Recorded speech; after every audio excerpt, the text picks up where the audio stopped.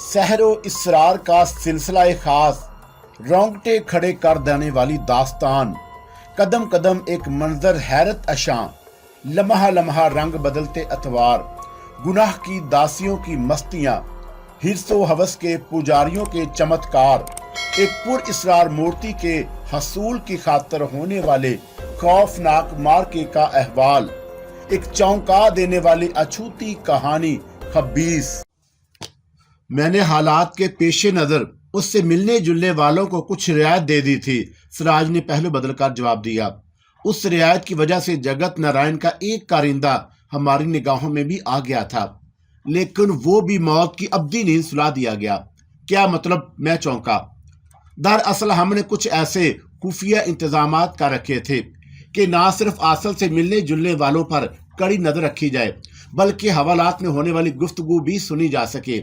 और जिस शख्स को हमने पिन पॉइंट किया था, उसी ने आसिफ से नगमा के सिलसिले में गुफ्तगू की और मुलाकात खत्म होने के बाद तयशुदा प्रोग्राम के तहत हमारे सादा लिबास के काबिल इत्मीनान अहलकारों ने उसका तआक्कुब किया, लेकिन शायद उससे या फिर जगत नारायण के दूसरे साथियों को उसकी भिनक मिल गई।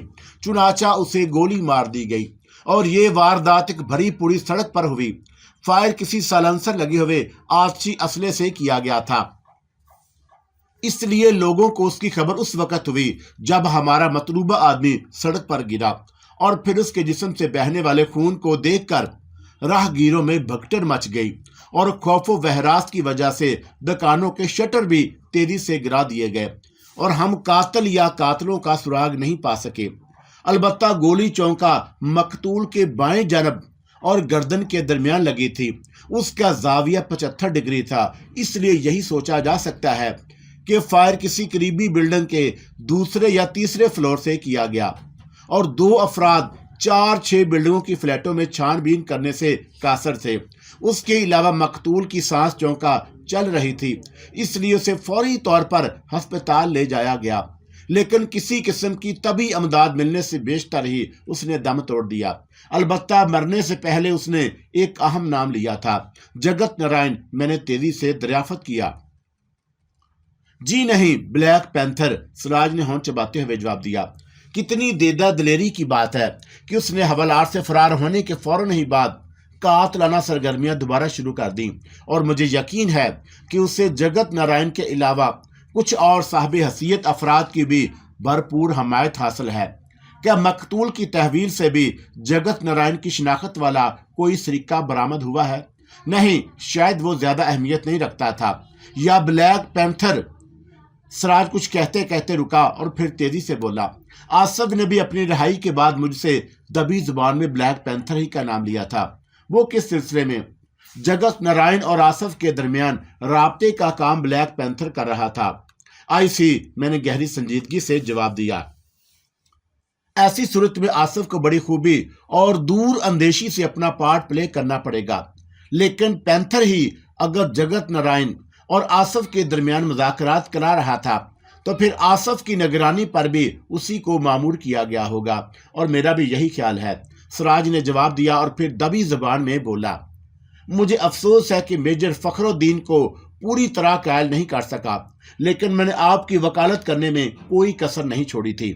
मुझे यकीन है, मैंने बेपरवाही से मुस्कुराकर कहा। इसी बहाने कुछ दिनों आराम का मौका मिल गया। और एक बात और भी काबिल जिक्र है, जिस इमारत से कोशलिया की लाश बरामद हुई, उसके दोनों गार्ड बेहोशी की हालत में पाए गए और जिन्हें मेजर फखरुद्दीन के रंगूटों ने रेड क्रॉस अस्पताल में पहुंचा दिया था, लेकिन वह होश में आने से पहले ही इंतकाल कर गए। क्या कोशलिया अपने अपार्टमेंट में तनहा रहती थी? मैंने उसकी माँ और भाई की खैरियत मालूम करने की खातर एक रस्मी सवाल किया। उसकी माँ और एक छोटा भाई भी साथ ही रहता था, लेकिन सिराज ने चौंक कर मुझे टटोलती नजरों से देखा।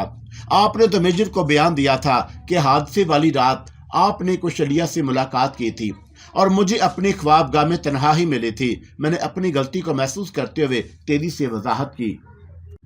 कोशलिया से उसके अपार्टमेंट में मिलने का पहला इत्तेफाक था और वो कुछ इस तरह खौफजदा थी कि हमें उसके सिवा किसी और को बात करने का मौका नहीं मिल रहा, और मुझे मेजर ने आपसे होने वाली गुफ्तगू के बारे में बताया था اور ہو سکتا ہے کہ وہ بہت ساری باتیں درمیان میں حذف کر گیا ہو، لیکن اس نے بھی آپ کے حوالے سے پینتھر کا تذکرہ کیا تھا۔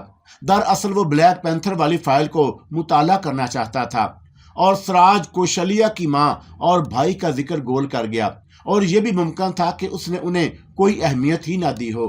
کیا کہا تھا میجر نے؟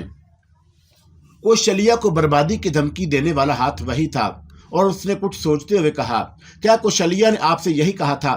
جی ہاں، اگر کوشلیہ کا بیان درست تھا تو پھر ہمیں کچھ سوچنا پڑے گا۔ میں سمجھا نہیں۔ ہو سکتا ہے کہ خود بلیک پینتھر جگت نارائن کا ناٹک رچا رہا ہو۔ آپ نے نتیجہ کس طرح اخذ کیا؟ سوچنے کی بات ہے مسٹر شہباز، سراج نے سنجیدگی سے کہا۔ اگر بلیک پینتھر بھی جگت نارائن کے لیے کام کر رہا ہے تو پھر اسے یہ بھی ضرور معمول ہوگا کہ جگت نارائن کی عدالت سے ایک معمولی لغزش کی سزا بھی موت ہوتی ہے، اور وہ اپنے مشکوک آدمیوں اور ان افراد کو بھی ٹھکانے لگوا دے گا جو پولیس کی نظروں میں آ جاتے ہیں۔ ایسی صورت میں بلیک پینتھر جگت نارائن کی سیکرٹری کی عزت پر ہاتھ ڈالنے کے بارے میں سوچ سکتا تھا۔ آئی سی، میں نے جلدی سے سراج کی بات کی تصدیق کرتے ہوئے کہا، آپ نے بہت ہی اہم نقطہ تلاش کیا ہے، اور اگر آپ کا خیال درست ہے تو پھر بلیک پینتھر ہی نے جگت نارائن کا ناٹک رچایا ہوگا، اور اس طرح وہ پولیس کو تحویل میں مخالف سمتوں میں بانٹ سکتا ہے۔ افسوس، سراج نے نچلا ہونٹ چباتے ہوئے کہا، کم وقت ہمارے ہاتھ کے آنے کے بعد بھی نکل گیا، اور اسے یقیناً کسی طاغوتی قوت کی حمایت بھی حاصل ہوگی، ورنہ وہ اتنی آسانی سے بند حوالات سے نکل کر ہم موجود مسئلہ افراد کی نظروں میں آئے بغیر کسی چھلاوے کی طرح فرار نہیں ہو سکتا تھا۔ اور کبھی کبھی قانون کی حد بندیاں بھی ہمارے لیے حیران کن ثابت ہوتی ہیں، سراج نے ہاتھ ملتے ہوئے کہا، اور ہمیں اس کا ساتھ شوٹ ایٹ سائٹ کے فارمولے پر ہی عمل کرنا چاہیے تھا، اور آپ نے بھی، آپ کی طرح میں بھی پولیس کے انداز میں سوچنے پر مجبور تھا۔ میں نے سنجیدگی سے جواب دیا، اور یہ میرا ذاتی خیال تھا کہ اگر وہ زندہ گرفتار ہو جاتا تو پولیس اس سے بہت سارے ایسے جرائم کا اقرار کروا سکتی تھی جن کے کیس فائل سرد خانوں میں پڑے سڑ رہے ہیں، لیکن اب ہمیں اس سلسلے میں اپنی پالیسی بدلنی ہوگی۔ ایک غلطی اور بھی آپ سے سرزد ہوئی ہے، سراج نے دبی زبان میں کہا۔ اگر آپ نے کوشلیہ سے ملنے کے فوراً بعد مجھے حالات سے آگاہ کر دیا ہوتا تو شاید ہم اسے ٹریپ کرنے میں کامیاب ہو جاتے، اور کوشلیہ نے مجھ سے کہا تھا کہ وہ کئی دنوں سے دھمکی آمیز فون کر رہا تھا، اور میں نے بات بنانے کی کوشش کی۔ مجھے یقین تھا کہ ہماری ملاقات کے فوراً ہی بعد وہ عمل کر بیٹھے گا، اور ایک بات اور بھی حلق سے نیچے نہیں اتری۔ وہ کیا؟ اگر وہ بلیک پینتھر ہی تھا جس نے اپنی ہوس کی پیاس بجھانی تھی تو پھر اسے کوشلیہ کو قتل کر کے اس کی لاش کے ٹکڑوں کا پارسل کبیر داس کو بھیجنے کی کیا ضرورت تھی؟ اس کا جواب تو بہت آسان ہے مائی ڈیئر سراج، میں نے خود کو بچانے کی خاطر بڑے تلخ لہجے میں کہا۔ خاص طور پر نہ صحیح لیکن عام طور پر ہی دیکھا گیا ہے کہ جو افراد یا لیڈر غریبوں کی ہمدردی اور خیر خواہی کا بھیانک دل اعلان کرتے ہیں، در پردہ انہی کو خون بھی چوستے ہیں، اور کبیر دا کی شخصیت بھی ایسے ہی افراد میں شمار کی جاتی ہے جو عوام میں بہت زیادہ مقبول ہیں، اور کئی فلاحی اور رفاہی اداروں کو اپنی جیب سے چلا رہا ہے، اور ہزاروں لاکھوں آدمیوں کی مدد کر رہا ہے۔ اس کے دروازے پر بر وقت لنگر جاری رہتا ہے، اور ہو سکتا ہے بلیک پینتھر نے پیرداس کی کردار کشی اور پولیس کی توجہ ہٹانے کی خاطر ایک موہوم سازش کو عملی جامہ پہنانے کی کوشش کی ہو۔ ویسے کبیر داس کے بارے میں آپ کی ذاتی رائے کیا ہے؟ اور میں کوئی سادہ سا جواب دینا چاہتا تھا، لیکن مجھے خیال آ گیا کہ میجر فخر الدین میرے سلسلے میں سراج کو کچھ بتا چکا تھا، چنانچہ میں نے سنبھل کر کہا، دراصل میں رفاہی کاموں میں کئی بار کبیر داس کا ہاتھ بٹانے کے سلسلے میں اسے ملاقات کر چکا ہوں، لیکن بظاہر وہ بھی دبی جرائم پیشہ نظر نہیں آتا، اور اندر کی بات تو اوپر والا ہی جان سکتا ہے۔ ہو سکتا ہے کہ ہم جو کچھ سوچ رہے ہوں کبیر داس اس کا دوسرا رخ ہو۔ اور سراج نے میری بات کا فوراً ہی کوئی جواب نہیں دیا، کچھ دیر تک کسی خیال میں مستغرق رہا، اور پھر دبی زبان میں بولا، احمد گوری کے بارے میں کیا خیال ہے؟ کہ اس واردات میں بھی بلیک پینتھر کا کوئی عمل دخل ہو سکتا ہے؟ اور نئے حالات کی روشنی میں فی الحال یقین سے کچھ نہیں کہا جا سکتا۔ کہ آپ نے ندا کا نام بھی سنا ہے؟ سراج نے اچانک निदा का नाम इस कदर खिलाफ तवक्का लिया कि मैं एक लम्हे को उसकी शक्ल देखता रह गया और फिर खुद पर जल्दी से काबू पाते हुए पूछा, ये निदा कौन है? अंदाज ऐसा ही था जैसे वो नाम मैंने पहली बार सुना हो। अहमद गौरी के साथ ही प्रोफेसर इब्रार की लेबॉर्ट्री में काम करती थी, तो क्या उसे भी मैंने चौंकने की शानदार अदाकारी की? नहीं, सिराज ने पुरख्याल अंदाज में कहा। वो कई रोज से लेबॉर्ट्री नहीं गई और प्रोफेसर इब्रार ने उसके सिलसिले में बराह रास्त हमारे DIG को फोन किया था, लेकिन प्रोफेसर ने मिस निदा का जो एड्रेस बताया वो वहां से दस्तयाब नहीं हो सकी और उसका मकान खुला मिला और महल्ले वालों ने भी उसकी गुमशुदगी के बारे में कोई यकीनी बात नहीं बताई। DIG साहब का ख्याल है कि उसे अगवा कर लिया गया और इसलिए कि जिस रोज अहमद गौरी को जख्मी किया गया था उसके एक रोज बाद ही से निदा भी गायब हो गई। गोया इस बार लड़कियों और खिवातीन को ज्यादा अहमियत दी जा रही है। मैंने मुस्कुराकर कहा, क्या मतलब?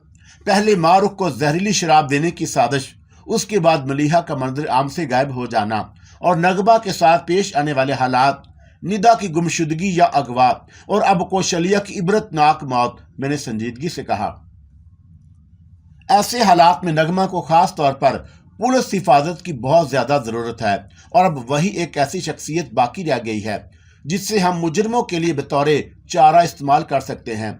और सलमान कैसर की मौत के बाद गालबन आप भी नगमा से ताज़ियत की खातर उससे मिले थे और उसके अलावा भी 2-1 मुलाकातें हो चुकी हैं। मैंने बेपरवाही से जवाब दिया, और शायद मैंने आपको बताया भी था।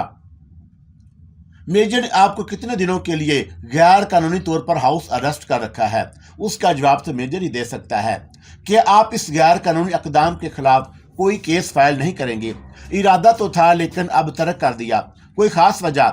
मेजर और नदीम पुराने दोस्त रह चुके हैं, इसलिए मेजर ने दोस्ताना अंदाज में मुझे यही मशवरा दिया है कि मैं उसके साथ तावन करूं, इसलिए कि कौशलिया के अपार्टमेंट से जो वाह सबूत मिला है वो मेरा रुमाल है और जो मैं चलते वक्त वहां भूल आया था। ऐसी सूरत में मुझे शामिल तफ्तीश भी किया जा सकता है। और क्या मैं आपसे एक और सवाल कर सकता हूं, बशर्ते कि वो हम दोनों के दरमियान ही रहे? इस बार सिराज ने दबी जुबान में कहा। फरमाइए, मैंने वजाहत चाही। सिराज का वो अंदाज मुझे मैंने खेद ही महसूस हुआ और मिस्टर नदीम के पास कोई साहली हट, फार्म हाउस या इसी किस्म की कोई और जगह भी हैं और मैं आपके सवाल का मकसद नहीं समझ सका। मैंने सिराज को बहुत गौर से देखा। जवाब में सिराज ने कुछ कहने की कोशिश की, लेकिन उसी वक्त नदीम ड्राइंग रूम में दाखिल हुआ और उसके चेहरे पर गहरी तशवीश के असरात नुमाया थे और सिराज ने भी उस तासरात को बिगौरे देखा। खैरियत? मैंने नदीम से दरियाफ्त किया। DIG ऑफिस को बम धमाके से उड़ा दिया गया और पूरी इमारत मलबे का ढेर बन चुकी है और अभी तक ये नहीं मालूम हुआ कि कितने अफराद इस धमाके की लपेट में आ चुके हैं। इट आज टू मच, सिराज ने तेजी से उठते हुए कहा और फिर इजाजत लेकर फौरन ही चला गया। नदीम की दी हुई खबर ने उसे भी बौखला दिया। और DIG के बारे में क्या रिपोर्ट है? मैंने सिराज के जाने के बाद दरियाफ्त किया। क्या वो भी धमाके से मरने वालों में शामिल है? हाँ, उसी को निशाना बनाने की खातर तो धमाका किया गया। और नदीम ने अफसोस का इजहार करते हुए कहा, DIG ऑफिस के अमले के बेशतर अफराद भी या तो इमारत में दबकर हलाक हो गए या फिर उनके जिस्म के टुकड़े फटकर फिजा में मुंतशिर हो चुके हैं। हमारे दरमियान गुफ्तगू हो रही थी कि ब्लैक पैंथर की कॉल आ गई और लबो लहजे से वो कोई फाते जनरल ही महसूस हो रहा था और कॉल मैंने रिसीव की। मेरा ख्याल है कि तुम्हें अब तक DIG की अजियतनाक मौत की इतला मिल चुकी होगी और तुम उसे मर्दानगी समझ रहे हो। ब्लैक पैंथर को छेड़कर तुमने अच्छा नहीं किया। उसके लहजे में सफाकी थी। और DIG के बाद अब तुम्हारे साहब की बारी है जिन्होंने मुझे गिरफ्तार करने की हमाकत की थी, और हो सके तो मेरा यह पैगाम अपने दोस्त तक पहुंचा दो। लेकिन याद रखो कि अब तुमको भी तबाही और बर्बादी की कोई नहीं बचा सकेगा। और उसने आकर अपने सादा लिबास वाले कमांडो को तुम्हारी निगरानी पर मामूर किया होता तो हमारा पहला शिकार तुम होते, इसलिए कि तुमने नामर्द की तरह ब्लैक पैंथर को धोखा देकर जख्मी किया था, वरना मिस्टर सिराज और उनके मसला अफराद मेरी गिरद को भी नहीं पहुंच सकते थे। फिक्र मत करो, दूसरी बार मैं तुम्हें सिर्फ जख्मी करने की हमायत नहीं करूंगा और इसका अंदाजा तुम आने वाले वक्त से होगा। और दूसरी जानब से फोन बंद कर दिया गया। किसका फोन था? नदीम ने सवाल किया। ब्लैक पैंथर का। اس نے DIG آفس میں دھماکے کی ذمہ داری قبول کر لی ہے اور اسی وقت دوبارہ فون کی گھنٹی بجی۔ اس بار دوسری جانب سے میجر فخر الدین کی آواز سنائی دی۔ اس بار کال ندیم نے ریسیو کی تھی اور کچھ دیر تک وہ سنجیدگی سے باتیں کرتا رہا اور پھر سنجیدگی سے بولا، میں تمہارا شکر گزار ہوں میجر، لیکن میری درخواست ہے کہ اگر تم مطمئن ہو گئے ہو تو اپنے سادہ لباس والوں کو، میں تمہاری بات سمجھ رہا ہوں، لیکن اس طرح ایک تو ہمارے کاروبار کو نقصان پہنچ رہا ہے اور دوسرا یہ کہ تم آخر کب تک ہماری نگرانی کی ذمہ داری سنبھال سکو گے، اور خدا تمہیں اپنی منزل میں کامیاب کرے، لیکن آپریشن کرتے وقت محتاط رہنا، وہ زخمی سے بھی زیادہ خطرناک واقعہ ہوا ہے۔ ایز یو وش، ندیم نے گفتگو کرنے کے بعد مجھے مخاطب کیا اور ہماری فون کال بطور خاص ٹیپ ہو رہی تھی، اور بلیک پینتھر کی کال آنے سے بہرحال ایک فائدہ ہوا کہ تمہاری شخصیت اس کی نگاہ میں صاف ہو گئی، اور میجر نے بڑے وثوق سے کہا تھا کہ اس نے کال کے ذریعے اس جگہ کو لوکیٹ کر لیا ہے جہاں سے وہ کال کی گئی، اور اب وہ فوری آپریشن کی تیاری کر رہا ہے، اور ہمارے اوپر سے پہرا اٹھانے کے سلسلے میں اس نے اپنے آدمیوں کو لائن کلیئر کرنے کے احکامات جاری کر دیے ہیں۔ گڈ، یہ ایک کام کی خبر سنائی تم نے، لیکن تم فوری طور پر کسی حماقت کا ثبوت نہیں دو گے۔ ہو سکتا ہے کہ بلیک پینتھر نے محض تمہارے گھر سے پہرا ہٹوانے کی خاطر ایک خوبصورت چال چلی ہو۔ سب کچھ ممکن ہے۔ ویسے DIG کی موت کے بعد کسی نے فون پر اسے کہا تھا کہ وہ بوشن کے معاملے میں DIG کو اچھل کود کرنے سے روکے، ورنہ اس کا انجام خراب ہوگا، اور میں نے سنجیدگی سے کہا، دوسری دھمکی اب بلیک پینتھر نے سراج کے لیے دی ہے، اور میرا خیال ہے کہ وہ سراج کو تم کرنے میں کامیاب ہو جائے گا، ختم کرنے میں کامیاب ہو جائے گا، اور تم اس قدر یقین سے کس طرح کہہ سکتے ہو؟ ندیم نے تیز نظروں سے گھورا۔ 2 اور 2 ہمیشہ 4 ہوتے ہیں، 5 نہیں ہوتے، اور جو ہیں وہ تمہارے سامنے بھی ہیں۔ اور دوسرے روز میں دفتر پہنچ گیا۔ وقت کی نزاکت مخدوش تھی، اب ہاتھ پر ہاتھ دھرے رہنے کا وقت نہیں تھا۔ آفس میں دیر اٹینڈ کرنے کے بعد میں سیدھا اس ہسپتال پہنچا جہاں سلمان شاہ داخل تھا، اور عثمان غنی نے اس کے بارے میں غلط نہیں کہا تھا۔ وہ VIP روپ میں داخل تھا، لیکن بولنے، سننے اور پرکھنے کی قوتوں سے محروم ہو چکا تھا، اور ایک ہی جھٹکے نے اسے درگور کر دیا، اور ماروخ کے سلیمان شاہ کا دودھ پلاتے دیکھ کر مجھے تعجب ہی ہوا۔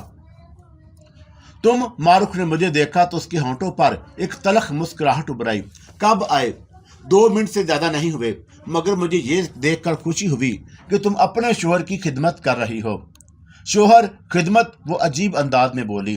دعا کرو کہ یہ ٹھیک ہو جائے۔ اور پھر اس نے تیز نظروں سے سلیمان شاہ کو گھورتے ہوئے کہا، کاش یہ اس وقت ٹھیک ہو جائے کہ میں اسے بتا سکوں کہ 2 کوڑی کی عورت بھی اپنی ضد پر آ جائے تو کہاں تک جا سکتی ہے، اور میرا خیال ہے کہ تم اب اسے معاف کر دو۔ میں نے سنجیدگی سے کہا، اس سے پہلے ہی قدرت نے عمر قید کی بڑی خطرناک سزا دے رکھی ہے۔ ایسا مت کہو شہباز، وہ تیزی سے بولی، اگر یہ انتقام دھورا رہ گیا تو شاید مرنے کے بعد میری روح بھی سکون سے نہیں رہ سکے گی۔ اور ہمارے درمیان گفتگو جاری تھی کہ سلیم شاہ کمرے میں داخل ہوا، اور مجھے ماروخ کے ساتھ دیکھ کر اس کی پیشانی بس ایک لمحے کو شکن آلود ہوئی، اور پھر اس نے تیزی سے خود پر قابو پاتے ہوئے ماروخ کو مخاطب کیا، کیسی ہو؟ فی الحال زندہ ہوں، اور اس امید پر کہ شاید یہ پھر سے صحت مند ہو جائے۔ اور ماروخ نے سلیمان شاہ کو حقارت سے دیکھا جو آنکھیں پھاڑے چھت کو گھورے جا رہا تھا۔ اپنا قیمتی وقت کیوں برباد کر رہی ہو؟ سلیم شاہ نے بڑے اپنائیت سے جواب دیا، ڈاکٹر اور سرجن کی ٹیم کا متفقہ فیصلہ ہے کہ اب صرف موت ہی سلیمان شاہ کو زندگی کی اذیتوں سے نجات دلا سکے گی۔ اور اس کے بعد ماروخ نے سلیم شاہ کو غور سے دیکھا، اور اس کے بعد ماروخ نے سلیم شاہ کو غور سے دیکھا۔ اس کے بعد ہم پھر ایک ہو سکتے ہیں۔ سلیم شاہ نے میری موجودگی کو نظر انداز کرتے ہوئے کہا، شاید اب ایسا ممکن نہ ہو سکے۔ ماروخ نے بے حد سنجیدگی اور بے رخی سے جواب دیا، تو کیا ساری زندگی سلیمان شاہ کی چھت کے نیچے گزارنے کا ارادہ کر لیا ہے؟ سلیمان شاہ کی آخری سانس پوری ہو لینے دو، پھر کوئی فیصلہ ہو سکے گا۔ کیا میں بھی خود کو امیدواروں میں شامل سمجھوں؟ Get last. ماروخ کا پارا یک لخت چڑھ گیا۔ نکل جاؤ یہاں سے، اور دوبارہ اپنی دولت اور شہرت کی کہانیاں سنا کر مجھے خریدنے کے لیے یہاں کبھی مت آنا، اور میں تم سے قطعی تعلق کر چکی ہوں، کیا سمجھے؟ اور گیٹ آؤٹ۔ اور سلیمان شاہ نے ایک بار میری طرف نظر گھما کر دیکھا اور ایک اچٹتی نظر سلیمان شاہ پر ڈالی اور پھر ماروخ کو دیکھ کر بڑے معنی خیز انداز میں مسکراہٹ اس کے ہونٹوں پر پھیل گئی۔ وہ کسی زہریلے ناگ ہی کی طرح پھونکارا تھا۔ تم نے اب بولنا بھی سیکھ لیا اور وہ بھی سلیمان شاہ کی نگاہوں میں نگاہیں ڈال کر۔ اچھا ہے۔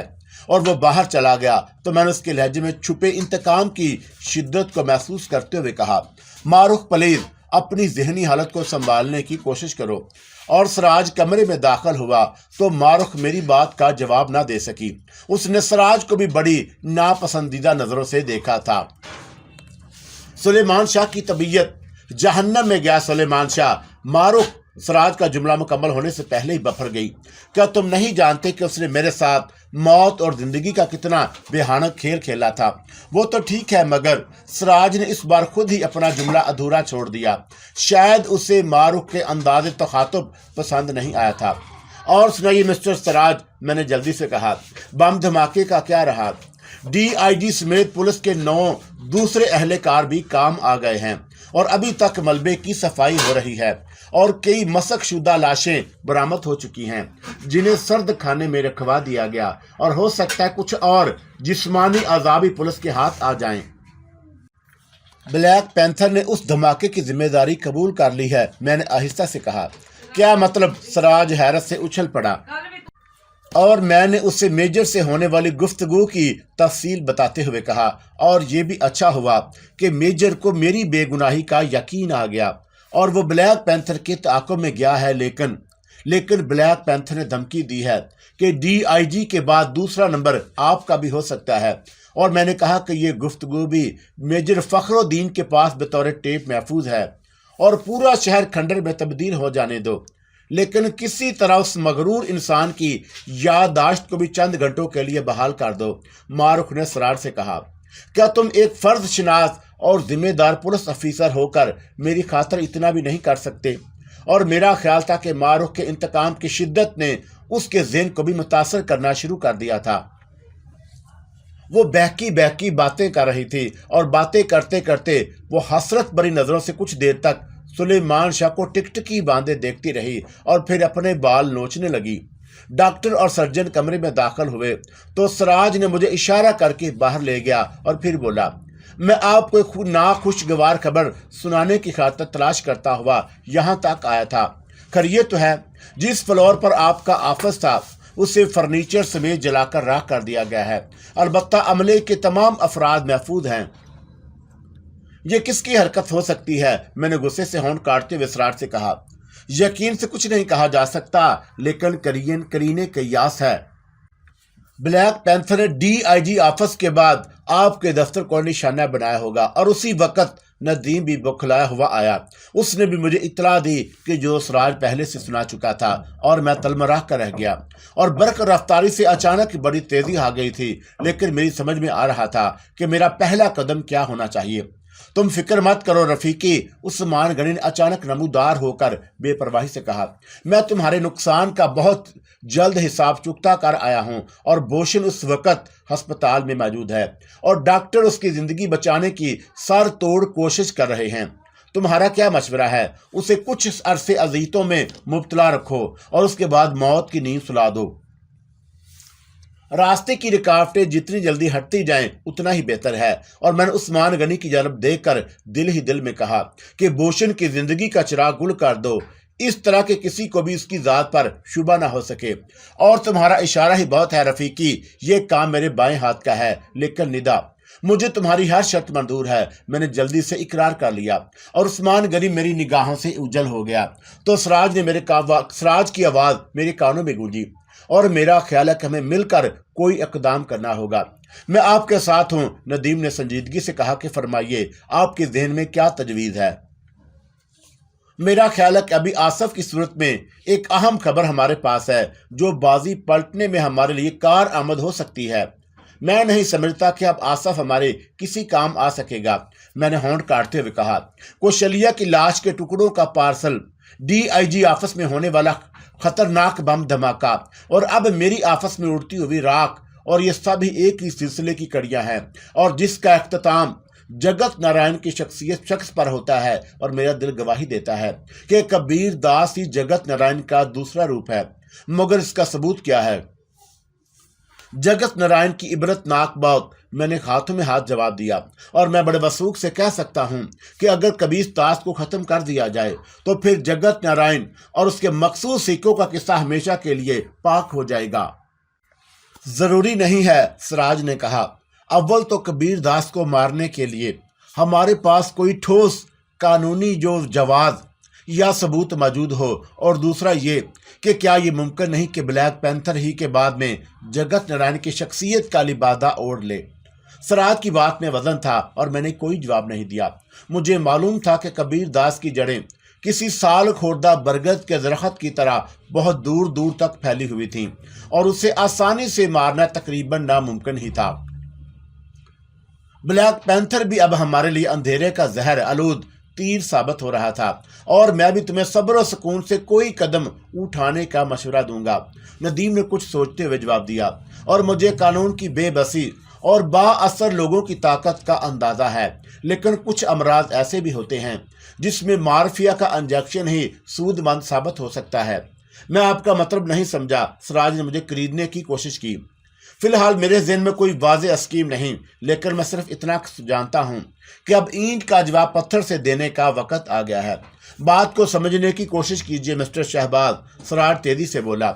हमारे दुश्मन कमीन गाहों में छुपे बैठे हैं और हमारी तवज्जो हटाने की खातिर मुख्तलिफ अतराफ में तखरीबी कार्रवाइयाँ करने में मसरूफ़ हैं, और वो जराइम पेशा लोग हैं जो खुलकर सामने नहीं आते। लेकिन आप मिस्टर सहराज, मैंने इस्तहज़ाइया अंदाज इख्तियार किया, कि आप मेरे हाथों में हथकड़ियाँ पहनाने का एजाज़ हासिल नहीं करेंगे। बच्चों जैसी बात मत। नदीम ने सरजश की। आफस आज सर नौ भी बनाया जा सकता है, लेकिन दिल के नासूर एक दो दिन में नहीं भरा करते, और मेरा लहजा तलख हो गया।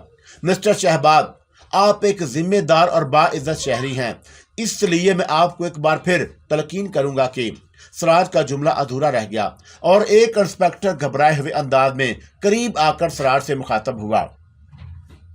सॉरी सर, मैं आपकी बातों में दखल हुआ, लेकिन जो हादसा पेश आया है उसकी इतला देना भी बहुत ज़रूरी है। किस किस्म का हादसा? सिराज ने इंस्पेक्टर से वजाहत चाही। मिस्टर भूषण को घर पर किसी किस्म का दौरा पड़ा था। उन्हें फौरी तौर पर अस्पताल ले जाया गया, लेकिन अभी तभी अमदाद फराहम होने का सिलसिला जारी था कि मिस्टर भूषण को खून आलूद कैद शुरू हो गई। और ये कितनी देर पहले की बात है, और मैं उस वक्त सीधा अस्पताल ही से आ रहा हूँ। जनाब, इंस्पेक्टर ने संजीदगी से जवाब दिया। हम और मिस्टर भूषण तकरीबन एक ही साथ अस्पताल में पहुंचे थे। सोर्स ऑफ इंफॉर्मेशन क्या है? सिराज ने तेजी से दरियाफ्त किया। मुझे किसी मिस्टर विलियम पोकर ने फोन करके सिर्फ इतना कहा था कि भूषण अब नहीं बचेगा, और अस्पताल का नाम भी उसने बताया, और फिर सिलसिला मुंतके कर दिया। सिराज और मेरे अलावा नदीम भी चौंके बगैर नहीं रह सका। विलियम पोकर का फर्जी नाम उसी के जहन की अख्तरा थी, और फिर उस नाम को किसी और ने किस तरह इस्तेमाल किया, और मेरे दिल में फौरी तौर पर उस्मान गनी का तस्वर उभरा। उसके लिए विलियम पोकर का नाम और उसकी असलियत मालूम करना भी ज्यादा दुश्वार नहीं था। अब मिस्टर भूषण का क्या हाल है? सिराज ने सवाल किया।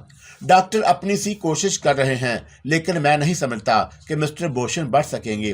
खून खासी मिकदार में ज़ाया हो चुका है, और सिराज के साथ साथ इंस्पेक्टर और नदीम भी बाहर की जानब लपके थे, और नदीम ही ने मुझे इशारे से रुकने को कहा, और मैं मारूफ के कमरे की सिमत जा रहा था कि अचानक मैंने लेडी मकलानस को देखा, जो अपने रिवायती लिबास में मलबूस थी, और मैं उसके इशारे पर इस्तकबालिया में आकर बैठ गया।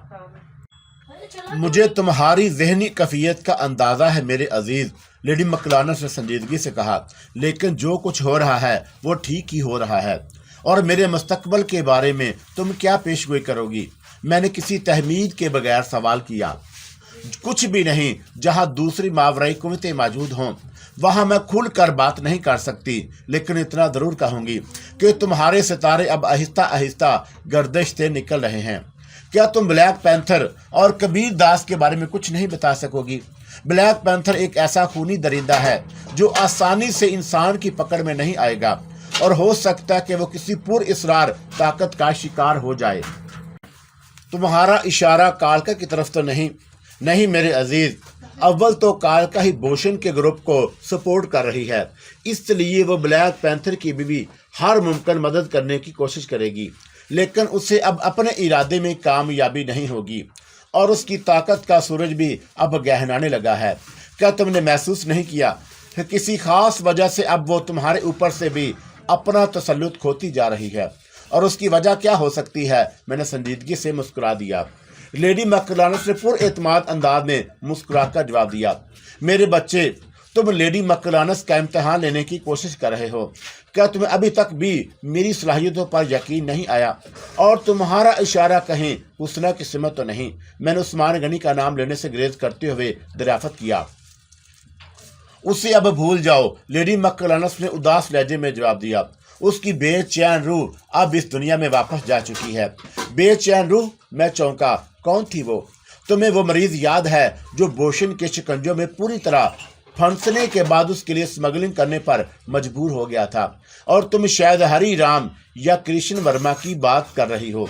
हाँ, उसी की बीवी गीता थी जिसे बोशन और उसके आदमी ने हड्डी की तरह चचोड़ कर खत्म कर दिया था, लेकिन उसकी बेचैन रूह उसी दुनिया में बोशन से अपना इंतकाम लेने की खातिर भटक रही थी। और मैंने तुमसे कहा था कि वो रूह बदल बदल कर तुम्हारे सामने आएगी, और मैंने गलत नहीं कहा था मेरे अजीज। पहले वो साधना के रूप में तुम्हारे करीब आई और फिर वो हुस्ना बन गई। तुम जानते हो कि वो बार बार तुमसे सिर्फ एक ही ख्वाहिश का इजहार कर रही थी, और बोशन की मौत का उसने कहा भी था कि जिस दिन उसकी ख्वाहिश पूरी हो गई वो तुमको फिर कभी नहीं मिल सकेगी। और अब बोशन की मौत के बाद उसकी आत्मा शांत होकर आकाश की तरफ वापस चली गई। क्या बोशन मर चुका है? मैंने तस्दीक करनी चाहिए। तुमने जिससे अपनी ख्वाहिश का इजहार किया था उसके हाथ भी बहुत लंबे हैं, और उसी की वजह से कालका भी तुमसे कतराने लगी है।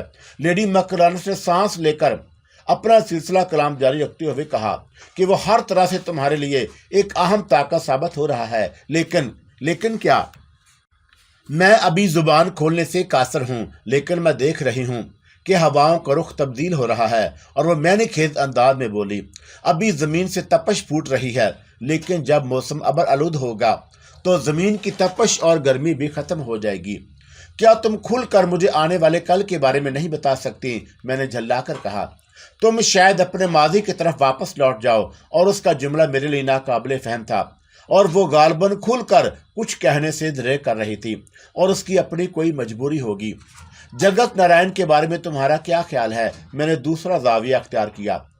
वो कबीर दास ही का दूसरा रुख है, लेकिन कोई उसे साबित नहीं कर सकेगा।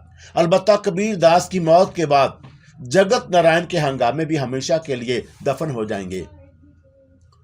क्या तुम अपनी कुव्वत के जरिए उसे बेनकाब नहीं कर सकती? बनोर में फंस कर बड़े बड़े तैराक भी चकरा जाते हैं। वो थोड़ी तवक्कुफ से बोली, और मुझे अपनी सलाहियतों पर एतमाद है, लेकिन जो बादल तूफानी सूरत इख्तियार करके उठने वाले हैं, मैं उनकी लपेट में नहीं आना चाहती, और बड़ी बड़ी कुव्वतें उसे टकरा कर पाश पाश हो जाएंगी। और ब्लैक पैंथर के बारे में तुम्हारा इल्म क्या कहता है? मैंने जल्लाकर पूछा। क्या वो इसी तरह हंगामे जारी रखेगा? वक़्त का इंतजार करो मेरे अजीज, पूछते हुए बोली। मैं उस वक़्त तुम्हारे पास एक दरख्वास्त लेकर आई थी। वो क्या? मैंने तअज्जुब से दरियाफ्त किया। जब खुलकर बारिश हो जाए और आसमान साफ हो जाए तो एक बार लंदन आकर मुझसे जरूर मिलना। और मैंने तुमसे वादा किया था कि कालका की आत्मा को उसकी मूर्ति में कैद करने के बाद मैं तुम्हें एक बार उससे हम कलाम होने का मौका जरूर दूंगी। और मुझे उस वक़्त का बड़ी शिद्दत से इंतजार है जो तेजी से करीब आ रहा है। और मेरी एक नसीहत का ख्याल रखना, उस वक़्त दलदल से बचने की कोशिश करना जब तेज बारिश हो रही हो, वरना हमेशा के लिए डूब जाओगे। लेडी मकलानस ने आखिरी जुमला बड़े मैनेखेत अंदाज में कहा, और फिर वो यकलक फिजा में तहलील होकर निगाहों से उजल हो गई। और कुछ देर बाद नदीम की वापसी हुई तो उसने भी बोशन की मौत की तस्दीक कर दी, और मैंने सुकून का सांस लिया। और मेरा एक बदतरीन दुश्मन आखिरकार उस्मान गनी के हाथों मौत की सरहद को अबूर कर चुका था। और उसी शाम नदीम ने मुझे बताया कि मेजर फखरुद्दीन का ऑपरेशन भी ब्लैक पैंथर के सिलसिले में बुरी तरह नाकाम हो गया। और क्या टकराव की कोई नौबत आई थी? मैंने संजीदगी से पूछा। नहीं, वो मेजर के पहुंचने से बेशतर ही उस होटल को खैरबाद कह चुका था जहां से उसने कॉल की थी। اور مجھے حسنہ کے بچھڑ جانے کا افسوس ہے۔ لیڈی مکلنس کے بتانے کے بعد ہی مجھے اچانک یاد آ گیا کہ متعدد بار اسے دیکھی بالی شخصیت کی حیثیت سے شناخت کرنے کی کوشش کر چکا تھا، لیکن کامیاب نہیں ہوا۔ وہ ایک روح ہونے کے باوجود کس قدر حسین، خوبصورت اور وفا شعار تھی، جو اپنے شوہر کی موت کا انتقام لینے کے لیے دنیا میں بھٹک رہی تھی۔ اور پھر جن لوگوں نے اس کے شوہر کی جان لی تھی اور جنہوں نے اس کے اجلے دامن کو داغدار کیا، اور جب وہ بھی پرلوک سدھار گئے تو وہ خود بھی اپنی اصل منزل کی طرف واپس لوٹ گئی۔ دفتر پہنچا تو نہ جانے کیوں مجھے حسنہ کی کمی کا احساس بڑی شدت سے ہوا، اور میں نے وارسی کو بلا کر یوں ہی اس کے بارے میں دریافت کیا تو وارسی نے کہا، میرا خیال ہے کہ اب وہ واپس نہیں آئے گی۔ کیا مطلب؟ میں نے وارسی کو چونک کر دیکھا۔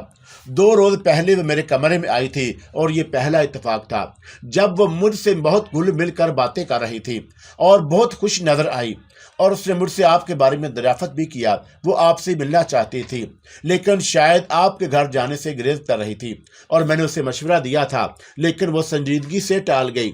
اور پھر اس نے کہا تھا کہ کہیں سے اس کا بلاوا آ گیا ہے اور وہ شاید دوبارہ ملازمت پر نہ آ سکے، اور میں نے اس کا حساب کتاب کرنے کی کوشش کی، لیکن اس نے مجھے منع کر دیا۔ اور اس روز مجھے پہلی بار اس بات کا علم ہوا کہ وہ ہمارے دفتر میں محض کام سیکھ رہی تھی، اور جس کے لیے آپ کے اور اس کے درمیان کوئی معاوضہ نہیں طے ہوا، اور جاتے جاتے وہ آپ کا بہت بہت شکریہ ادا کر گئی ہے، اور مجھے معلوم ہے کہ اب وہ دوبارہ نہیں آئے گی۔ میں نے ایک سرد آہ بھر کر جواب دیا، اور اس کا کام پورا ہو گیا ہے۔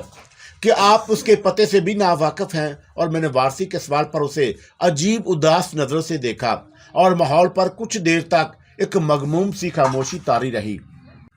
پھر وارسی کے جانے کے بعد میں نے دانش کو طلب کیا۔ اس کے آنے پر میں نے اپنے نئے آفس کے بارے میں دریافت کیا، اور جس کی تلاش کی ذمہ داری میں نے اس کو سونپ رکھی تھی۔ میں برابر کوشش کر رہا ہوں جناب، دانش نے کہا کہ قرب و جوار میں تو کوئی دفتر خالی نہیں، البتہ کچھ فاصلے پر ایک عمارت کا 3rd فلور خالی ہونے والا ہے، اور میں نے پورے فلور کی بات کی تھی، اس لیے عمارت کا مالک ذرا پھیل رہا ہے۔ کیا مطلب؟ منہ کھول کر کرایہ اور ایڈوانس مانگ رہا ہے، لیکن میرا خیال ہے کہ وہ ہماری رینج میں آ جائے گا۔ اور کوئی خاص بات؟ میں نے یوں ہی پوچھ لیا۔ میں نے کل ایک مجذوب قسم کے بوڑھے فقیر کو پورے 10 روپے دیے تھے، دانش جذباتی لہجے میں بولا۔ اور اس بات کا اب میری ذات سے کیا تعلق ہو سکتا ہے؟ میں نے قدرے ناخوشگوار لہجے میں پوچھا۔ ہو بھی سکتا ہے سر، دانش نے آہستہ سے جواب دیا، اور میں نے کل پہلی بار اسے اس علاقے میں منڈلاتے دیکھا، اور اس سے بیشتر وہ کبھی نظر نہیں آیا تھا۔ کیا کہنا چاہتے ہو؟ اور میں نے اس بار دانش کو بہت غور سے دیکھا۔ مجھے اس پر بلیک پینتھر کا شبہ ہوا۔ Black panther? اور میرے پورے بدن میں ایک تیز لہر دوڑ گئی۔ تمہاری نگاہوں نے کہیں دھوکہ تو نہیں کھایا؟ اسی لیے میں نے اسے 10 روپے دیے، دانش نے میلی خیز انداز اختیار کیا، اور 10 روپے لے کر وہ تھوڑی دیر تک مجھے ہونکوں کی طرح گھورتا رہا، اور پھر اس طرح نوٹ کو چبا کر کھا گیا جیسے بہت دنوں سے بھوکا ہو۔ اور میں نے اسے کھانے کی پیشکش بھی کی، لیکن وہ مجھے گھورتا ہوا چلا گیا۔ اور تم نے اس کا پیچھا نہیں کیا؟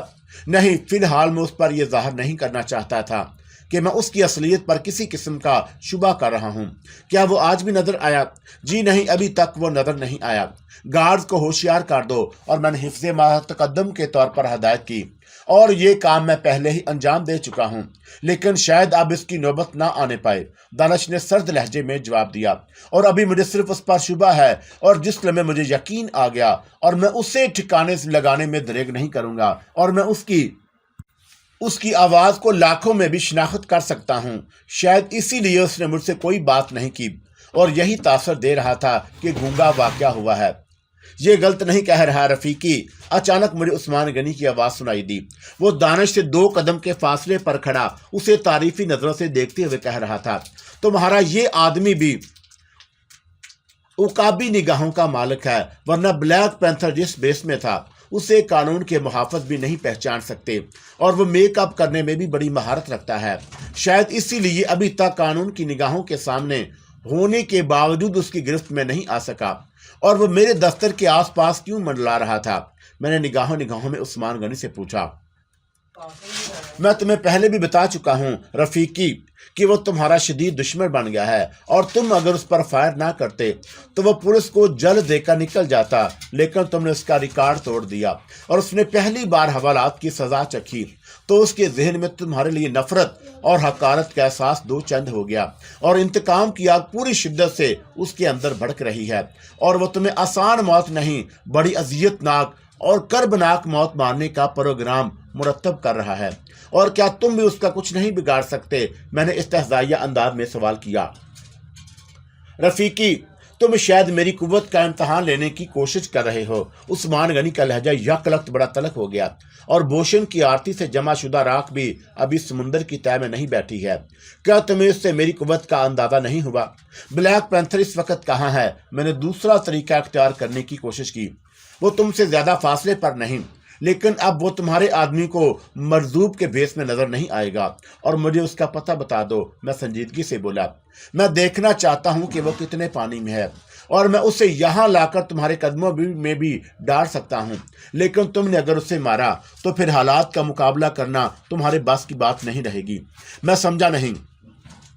फिलहाल ब्लैक पैंथर का ख्याल जहन से निकाल दो, और मेरे होते हुए वो तुम्हारे ऊपर कोई मोहलक वार नहीं कर सकेगा।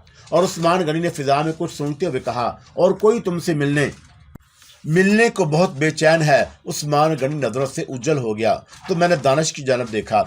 आप क्या सोच रहे हैं सर? वो मेरी खामोशी को महसूस करते हुए बोला, कि आपको मुझ पर एतमाद नहीं? बात एतमाद की नहीं, दूर अंदेशी की है। ब्लैक पैंथर मेरी लाश से गुजरने के बाद ही आप तक पहुंचने में कामयाब हो सकेगा। दानिश जज्बाती हो गया। ठीक है, मैं दफ्तर के सिक्योरिटी के मसले को तो तुम्हारे ऊपर छोड़ता हूं, लेकिन जो कुछ करना मोहतात होकर करना। कुछ शैतानी कुव्वतें अभी भी हमारे रास्ते में हायल हैं। और दानिश के कमरे में जाते ही मैंने कालका को देखा, जो मेरे सामने बराजमान थी, और उसकी आंखों की सुर्खी बता रही थी कि वह सख्त गुस्से की हालत से दो चार है। और उस्मान गनी ने शायद इसीलिए कहा था कि कोई मुझसे मिलने को बहुत बेचैन है। और मैंने कालका को बहुत संजीदगी से देखा। वो हुस्न की तमाम तरह हशर सामानियों से पूरी तरह लैस थी, और उसके शरीर का एक एक अंग अपनी मिसाल आप था, लेकिन आज उसकी आंखों में जामो मीना नहीं टकरा रहे थे। शराब की वो तलछट मौजूद नहीं थी जो इंसान को बेखुद बनाकर उसके कदम डगमगा देती है। तुम बहुत ज्यादा नाराज नजर आ रही हो कालका रानी, मैंने उससे छेड़ा। कि अपने दास से नाराज हो? तुमने बोशन को खत्म करके अच्छा नहीं किया, और तुम्हारी इतला दुरुस्त नहीं है। मैं मुस्कुराया। जिस वक्त बोशन अस्पताल में खून की उल्टियां कर रहा था, उस वक्त मैं सराज के साथ मौजूद था।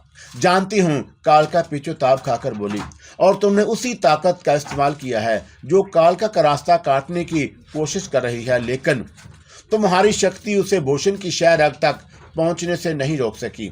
और मैंने उसकी कुव्वत का मजाक उड़ाने की खातिर संजीदगी से कहा, हालांकि मैं तुम्हारे बहुत सारे चमत्कार देख चुका हूं, और खास तौर पर जब तुमने नागन के रूप में आकर शंकर को किसी रस्सी की तरह जकड़ कर बेबस कर दिया था, और कई बार मैंने तुम्हें मौत के मुंह से भी निकाला है। वो पहलू बदल कर बोली, क्या तुम इनकार कर सकोगे? नहीं, मैं तुम्हारा एहसानमंद हूं। मैंने इकरार किया। क्या बोशन के खत्म हो जाने के बाद भी हमारे दरमियान दोस्ती नहीं हो सकती? वो पहलू बदल कर मुस्कुराई। अभी जगत नारायण और ब्लैक पैंथर का किस्सा बाकी है, मैं दबी जुबान में बोला। और ब्लैक पैंथर को मैं तुम्हारे चरणों में लाकर डाल सकती हूँ, लेकिन जगत नारायण, क्या तुम भी उसे कबीर दास के नाम से याद नहीं करती? मैंने उसका जुमला काट कर मैंने खेद अंदाज इख्तियार किया, और मेरा कहा मान लेने से कोई फर्क नहीं पड़ेगा। वो दोबारा गुस्से में आ गई, और धरती का कोई कानून बगैर किसी सबूत के कबीर दास को उन देवी और देवताओं का आशीर्वाद हासिल है, मैं जिनके चरणों की धूल भी नहीं, और उसके धर्म आश्रम पर देवताओं की कुव्वत का जाल बुना हुआ है, इसलिए मैं भी उसे तोड़कर अंदर नहीं जा सकती। और फिर हमारी दोस्ती से क्या होगा? मैंने बड़ी मासूमियत से पूछा। मैं तुम्हारे दूसरे दुश्मनों को कष्ट पहुंचा सकती हूँ, वो तेजी से बोली। कबीर दास बगैर देवताओं की इजाजत के उनका आचरण हासिल किए बिना धर्म आश्रम से बाहर नहीं जाता, और अपने आदमियों को शतरंज के मोहरों की तरह इस्तेमाल करता है, और मैं तुम्हें उन मोहरों की खतरनाक चाल से बचा सकती हूँ। नगमा को हासिल करने की खातिर उसने क्या तरीक़ेकार इख्तियार किया है, ये काम उसके लिए आसफ अंजाम देगा, और मेरा ख्याल है कि आसफ इतना बेगैरत साबित नहीं होगा। मैंने होंठ काटते हुए कहा, और फिर किसी ख्याल के तहत मुझे अपने ज़राए से पता चला है कि तुम्हारे कबीर दास जी सुंदर नारियों के दीवाने भी हैं। क्या वो देवताओं से कहकर समाज के अप्सराओं या अंदर के उखाड़े की छलकती हुई दो शेजाओं को? शहबाज खान, कालका ने मुझे टोका। तुम हमारे देवी देवताओं का अपमान कर रहे हो। नगमा ने अगर शिकार होने के बाद अपनी जुबान खोल दी तो? किस दुनिया की बात कर रहे हो? कालका मुस्कुरा दी। कबीर दास इतना मूर्ख नहीं है कि सुंदर नारियों के जाल में आ जाए। अव्वल तो ये कि देवता उसकी रक्षा करते हैं। उसके अलावा कबीर दास जब किसी कन्या से मिलाप करता है तो वो अपना रूप बदल लेता है, और कभी उसने तुम्हारे बारे में गौर नहीं किया। और मैंने उसके सरापे पर भरपूर नजर डालकर दबी जुबान में पूछा तो कालका का चेहरा तप उठा। उसकी निगाहों से शोले लपकने लगे और बड़ी देर तक वो कुर्सी पर पहलू बदलती रही, और मेरे सवाल ने शायद जलती पर तेल का काम किया। और खासी देर तक वह पीछे ताप खाती रही, और गुस्से की शिद्दतों ने उसके जिस्म में एक तनाव पैदा कर दिया, और उसका हुस्न काबिले दीद बन गया था। क्या मैंने कोई गलत बात कह दी? मैंने मासूमियत का इजहार किया। मैं कोई आम सुंदरी नहीं हूं, वो बफर कर बोली। तुम जानते हो कि कालका का अस्तहान क्या है? ओह, फिर तो मुझसे भूल हो गई थी कालका रानी, मुझे क्षमा कर दो। और शहबाज खान, मैं महसूस कर रही हूं कि अब तुम कुछ ज्यादा ही खुद सर होते जा रहे हो, और हालात की तब्दीली तुम्हें ऊंचे सुरों में राग अलापना सिखा दिया है, लेकिन तुम अब भी कालका की महान शक्ति से पूरी तरह वाकिफ नहीं हो। तुम मुझसे क्या चाहती हो? दोस्ती, वो एक अदा से मुस्कुराकर अंगड़ाई लेते हुए बोली। और तुम्हारा प्यार, तुम्हारी बाहों की गर्मी। तुम्हें ब्लैक पैंथर को मेरे हवाले करना होगा, मैंने शर्त लगाई। मुझे मंजूर है, वो मेरे लिए तुमसे ज्यादा अनमोल नहीं। और तुम्हें नगमा को कबीर दास की गंदी ख्वाहिशात से बचाना पड़ेगा। मैं कोशिश करूंगी, परंतु वचन नहीं दे सकती। हाँ, अगर तुम कहो तो मैं नगमा को खत्म कर दूं। ना रहेगा बांस और ना बजेगी बांसुरी। बहुत खूब, मैं जहर खान से बोला। तुम एक राक्षस को बचाने की खातिर एक बेगुनाह को मौत के घाट उतारना चाहती हो। तुम शायद नगमा को पूरी तरह नहीं जानते भोलेनाथ, उसने बड़े नाटक रचा रखे हैं। और क्या तुम भी उसकी जुल्फों का शिकार नहीं हुए थे? कालका के लहजे में हल्का सा तंज था। ब्लैक पैंथर इस वक्त कहाँ मिल सकेगा? मैंने मौजू बदलना चाहा। ऐसी भी क्या जलती है? कालका उठ खड़ी होगी। तुम मेरे अंदर की अग्नि को ठंडा कर दो, मैं ब्लैक पैंथर को तुम्हारे हवाले कर दूंगी। और प्रोफेसर इब्रार के बारे में तुम कहां तक कामयाब हो सकती हो? मैंने मौका गनीमत जानकर पूछा। क्या अहमद गौरी के अलावा भी कुछ लोग प्रोफेसर के साय से चिमटे हुए हैं? एक बात कान खुलकर सुन लो शहबाज खान। कालका प्रोफेसर का जिक्र सुनकर दोबारा संजीदा हो गई। वो जिस फार्मूले को तैयार करने में कामयाब होने वाला है, वो या तो हमारे कब्जे में होगा या फिर किसी के काम नहीं रहेगा। क्या मतलब? मैं चौंका। जरूर मेरे मतलब की बात करो भोलेनाथ, उसने बल खाकर मेरे और करीब आते हुए कहा। कालका का अबकार है कि उसने कौशल्या के सिलसिले में अपनी जुबान बंद रखी, वरना मैं मेजर को तुम्हारे खिलाफ बहुत सारे सबूत फराहम कर सकती थी। और मलीहा भी अभी जिंदा है, याद है ना तुम्हें? और तुमने उसके शरीर से भी अपने मन की प्यास बुझाई थी। मैं चाहूं तो वो भी अभी सामने आकर तुम्हारे खिलाफ बयान दे सकती है। और कहां कहां भागते फिरोगे कालका से, और कब तक किसी और शक्ति का सहारा लेते रहोगे? कालका कहा, मान लो शहबाज खान, उसी में तुम्हारी मुक्ति है। नदीम पुलिस की निगाहों में आ गई तो तुम उसके अगवा का क्या जवाब पेश करोगे? रफीकी, उस्मान गनी की आवाज कहीं दूर से उबर कर मेरे कानों में गूंजी। बहती गंगा में हाथ ना धोना कुफराने नेमत है, और तुम इसकी बातों के जाल में ना आओ। और जब तक मैं तुम्हारे साथ हूँ, कालका के बड़े भी तुम्हारा कुछ नहीं बिगाड़ सकेंगे। क्या सोच रहे हो प्राणनाथ? कालका की सांसें अब मेरे वजूद से टकरा रही थीं। माहौल सहर अंगेज था, और कालका के जिस्म की तपश मुझे मोम की तरह पिघलाने लगी थी, और मेरे जहन पर एक अजीब सी गनूदगी छाने लगी। कालका किसी माहर खिलाड़ी की तरह मुझे अपने जहर में पूरी तरह जकड़ने की खातिर आहिस्ता आहिस्ता फासले घटा रही थी, और मेरा तन बदन पर जैसे बेशुमार चूटियां लिपट गई, और मैंने तनफ्फुस की रफ्तार तेज होने लगी। मेरे अलावा सबको भुला दो शहबाज, हर शय को सिर्फ अपनी कालका को याद करते रहो, और मैं तुम्हें विश्वास दिलाती हूँ कि अब तुम किसी कठिनाई का शिकार नहीं होगे। आओ, मेरी बाहों में सिमट कर आंखें बंद कर लो, और कालका तुम्हें स्वर्ग की सैर भी करा सकती है। اور میری شکتی اپرمپار ہے اور میرے من کے مندر کے دیوتا، آؤ اپنی کالکا کے من میں سما کر ہمیشہ کے لیے ایک ہو جاؤ۔ اور میں کسی دریا کے دہانے پر کھڑا تھا، ٹھنڈی ٹھنڈی موجیں میرے روح کو سرشار کر رہی تھیں، اور وقت نے عثمان غنی کے ذریعے مجھے پیراکی سکھا دی تھی، اور میں نے گہرائی میں ڈوب کر ابھرنے کا فن سیکھ لیا تھا۔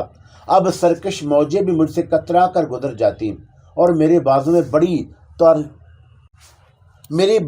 بڑی توانائی تھی، اور ایسی توانائی جس نے کالکا جیسی سرکش موج کو بھی میرے سامنے سر اٹھانے کی بجائے سر جھکانے پر مجبور کر دیا تھا، اور کالکا کا قرب مجھے دیوانہ کر رہا تھا، اور میں نے بپھری ہوئی موجوں کی طرف چھلانگ لگانے کی کوشش کی، لیکن اسی وقت کالکا میری باہوں سے کسی بام مچھلی کی طرح تڑپ کر نکل گئی، اور اس کی آنکھوں میں اب مستی کی بجائے خوف کے سائے منڈلا رہے تھے، اور میں بھی ہوش میں آ گیا۔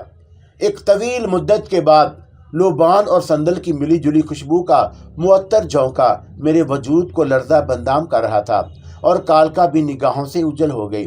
میرے محترم، میرے ذہن میں اچانک کمبل پوش بزرگ کا تصور ابھرا تو میری روح کو سرشار ہو گئی، اور مسرت کے ساتھ جرم کا احساس بھی شامل تھا، مگر میں دیوانوں کی طرح اونچی آواز میں بولا، میرا ہاتھ تھام لیجئے، اور دوسری سمت سے کوئی آواز نہیں ابھری، اور میں نے پھر گھوم کر دیکھا مگر وہاں کوئی بھی نہیں تھا، اور مانوس خوشبو جو میرے وجود کے اندر رچی بسی تھی ایک تازہ ہو گئی تھی، اور میں گہری نیند سے چونک کر بیدار ہوا، اور اس لیے آنکھیں چندیا گئی تھیں، اور پرانی باتیں اور سندری لوبان کے کرشمے ذہن میں ابھرے تو میں نے ایک بار پھر بڑی سرت سے خلا میں گھونٹتے ہوئے کہا، مجھے گرنے سے بچا لے میرے محترم، ورنہ میں کھو جاؤں گا۔ اور اس بار بھی کوئی جواب نہیں آیا، اور خوشبو کا جھونکا ابھی تک میرے گرد جیسے چکرا رہا تھا، اور میری سندلی انگوٹھی مجھے واپس کر دیں۔ میں ہاتھ تھام کر بولا، اور میں مجسمے التجا بن گیا، اور میری ماں کا سایہ بھی میرے سر سے اٹھ گیا ہے، اور میں بالکل تنہا رہ گیا ہوں۔ میرے محترم، مجھے اپنے کرم سے نواز دیں۔ میں گریہ زاری کرتا رہا، لیکن کمبل پوش بزرگ کی صورت مجھے نظر نہیں آئی، اور پھر خوشبو کا جھونکا بھی بتدریج کم ہونے لگا اور آخر کار ختم ہو گیا، اور میں سر تھام کر اپنی کرسی پر ڈھیر ہو گیا، اور میری آنکھوں سے آنسو رواں تھے۔ گزرے ہوئے وقت کی ایک ایک بات میرے ذہن کو کچوکے لگا رہی تھی، اور یادوں کے نشتر مجھے کرید رہے تھے، اور میں بڑی دیر تک دنیا محافیہ سے بے خبر رہا، اور پھر میں نے عثمان غنی کی آواز سنی تو میرے خیالات کا شیرازہ منتشر ہو گیا، اور یوں جیسے میں کوئی سہانا خواب دیکھتے دیکھتے اچانک ہڑبڑا کر اٹھ بیٹھا۔ دیکھو رفیقی، میں تمہارے لیے تمہارا پسندیدہ تحفہ لایا ہوں۔ اور میں نے نظر اٹھا کر دیکھا، بلیک پینتھر میرے سامنے غضبناک انداز میں کھڑا اپنا نچلا ہونٹ چبا رہا تھا، اور اس کی عقب میں نے دانش کو دیکھا جس کی آنکھوں سے شعلے لپک رہے تھے، اور اس کے ہاتھ میں سب مشین گن موجود تھی، اور جس کا ایک ہی برسٹ بلیک پینتھر کے وجود کو چھلنی کر سکتا تھا۔ اور عثمان غنی میرے سامنے صوفے پر آلتی پالتی مارے بیٹھا تھا۔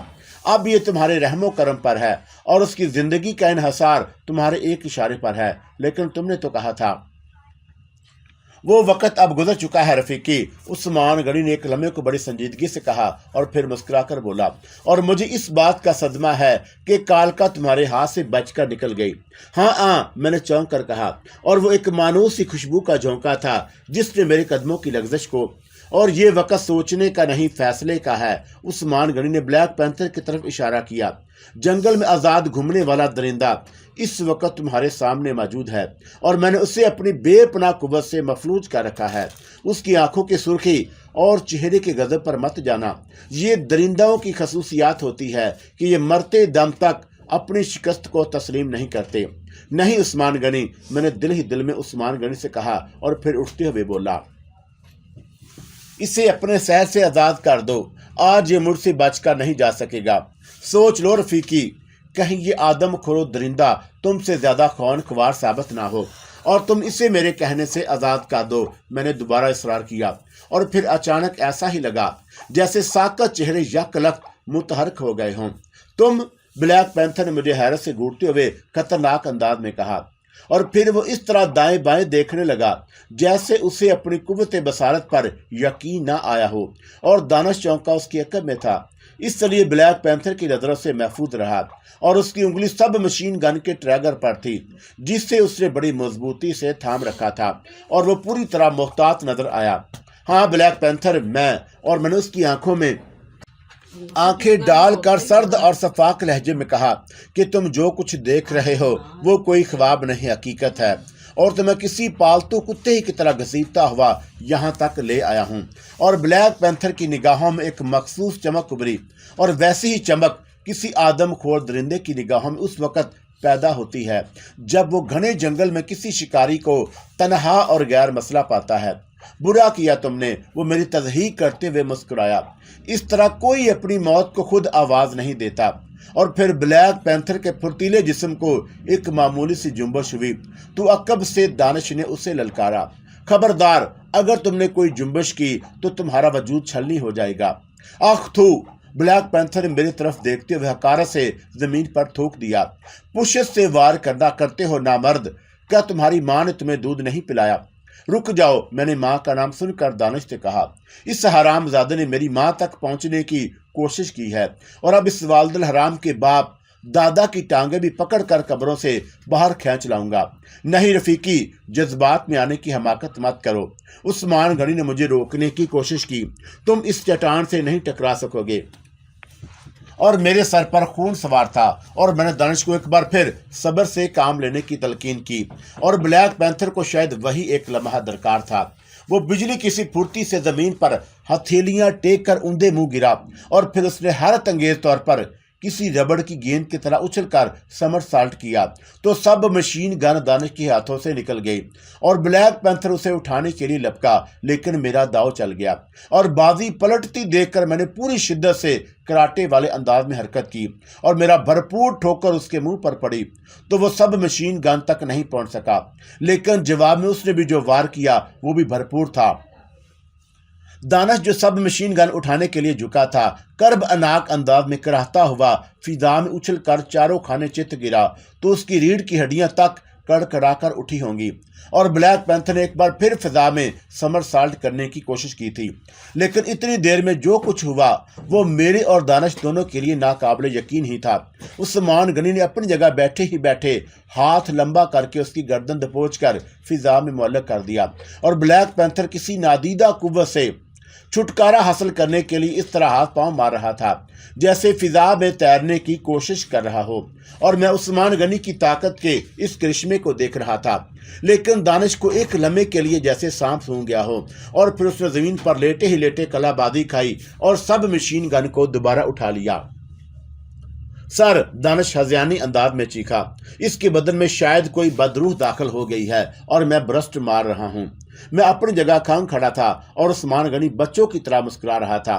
وہ بلیک پینتھر کی بے بسی سے لطف اندوز ہو رہا تھا، لیکن پھر یہ کھیل زیادہ دیر تک جاری نہیں رہا اور دانش نے میرے جواب کا انتظار کیے بغیر ہی فائر کھول دیا اور پہلا ہی برسٹ بلیک پینتھر کے جسم کے متعدد حصوں سے خون کا فوارہ ابل پڑا اور عثمان غنی نے اسے چھوڑ دیا۔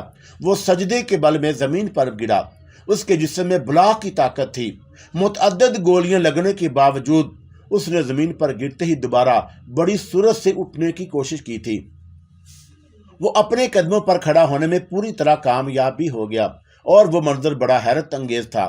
بلیک پینتھر پوری طرح خون میں لت پت ہونے کے بعد بھی دانش کو کھا جانے والی نظروں سے گھور رہا تھا اور پھر اس نے لپکنے کی کوشش کی تھی، مگر دانش نے ایک اور برسٹ مارا اور بلیک پینتھر کے جسم کو کئی جھٹکے لگے جیسے بجلی کے ننگے تاروں کی لپیٹ میں آ گیا ہو اور وہ اپنی جگہ کھڑا آگے پیچھے جھول رہا تھا، لیکن اس کی غضبناک نگاہیں بدستور دانش پر مرکوز تھیں اور وہ زیادہ دیر تک خود کو سنبھال نہ سکا۔ اس کی آنکھیں آہستہ آہستہ بند ہو رہی تھیں اور پھر وہ فرش پر گر کر تھوڑی دیر تک کسی دم توڑتے ہوئے پرندے کی طرح پھڑپھڑایا اور اس کے بعد ساکت ہو گیا۔ مجھے جھرجھری سی آ گئی۔ بلیک پینتھر کے جسم میں واقعی کوئی شیطانی قوت موجود تھی اور اگر عثمان غنی نے بر وقت اسے اپنے شکنجے میں نہ جکڑا ہوتا تو شاید وہ مجھ پر اور دانش دونوں پر غالب آ سکتا تھا اور مرنے کے بعد بھی کسی آہنی چٹان کی طرح بکھرا پڑا تھا۔ ایک لمحے تک میں اور دانش اسے گھورتے رہے اور جو کچھ ہوا تھا اسے دیکھ کر ہم دونوں ہی ششدر رہ گئے، اور پھر میں تیزی سے میز کے قریب آیا اور ریسیور اٹھا کر سراج کو فون کرنے لگا، اور دانش بدستور سب مشین گن کا رخ بلیک پینتھر کی طرف کیے کھڑا تھا اور اس کی انگلی محتاط انداز میں ٹریگر پر جمی ہوئی تھی۔ 2 برسٹ مارنے کے بعد اسے بھی اب بھی یہ خطرہ لاحق تھا کہ کہیں بلیک پینتھر دوبارہ اچھل کر کوئی جوابی حملہ نہ کر دے، اور سراج کو بلیک پینتھر کی موت کی خوشخبری سنانے کے بعد میں نے ایک بار پھر اس کے مردہ جسم کو بغور دیکھا، جو اکڑ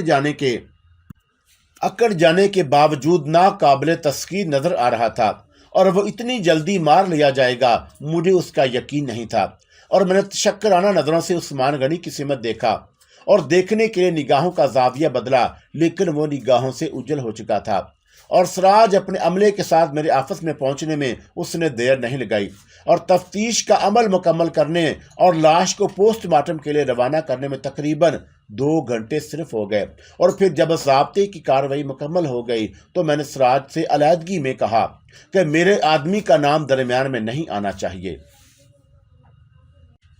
ایسی صورت میں اسے انعام کا مستحق قرار نہیں دیا جا سکتا۔ سراج نے مجھے سمجھانے کی کوشش کی، اور جب حکومت کی جانب سے بلیک پینتھر کو زندہ یا مردہ گرفتار کرنے کے احکامات جاری کیے جا چکے ہیں تو پھر آپ کو کس بات کا خوف ہے؟